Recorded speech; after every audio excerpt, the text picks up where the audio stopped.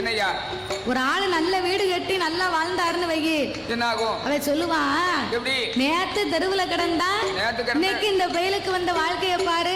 புது வாழ்க்கையா இருக்க. வெள்ளை வேட்டி தான், வெள்ளை சட்டை தான், வீடு தான். அது ஏன் கேட்க? பரவாயில்ல அப்படின்னு பேசுவான். நல்லா வாழ்ந்துட்டு கொஞ்ச நாளைக்கு நம்ம கஷ்டப்பட்டோம்னு வையி, சரி, அதுக்கு சொல்லுவான், நான் நேத்தே நினைச்சேன், என்ன நினைச்ச? இவனுக்கு இதுவும் வேணும், இதுக்கு மேலையும் வேணும். ஆமா, அதுக்கு மேல வேணும். அவன் என் கண்ணு முன்னால என்ன பீத்து பீத்துன்னு பீத்துனாமல, நீ அப்ப வந்த வரத பாப்பியோ அப்படின்னு பேசுவான். சரிதானே? அதாவது என்ன, உலகத்தில் ஒரு மனிதன் எதை கண்டாலும் பொறாமைப்பட்டு கொண்டே இருக்கிறான். அவன் எதை பார்த்தாலும் பொறாமைப்படுவாங்க. அவன் நல்ல வீடு கட்டிட்டா நம்ம நல்ல பெரிய வீடா கட்டணும்னு ஆசைப்படுதோம். சரிதானே? அவன் நல்ல செவத்த பொண்ணா பார்த்து கல்யாணம் முடிச்சுட்டா நம்ம பிள்ளைக்கு செவத்த பொண்ணா பார்க்கணும்னு ஆசைப்படுதோம்.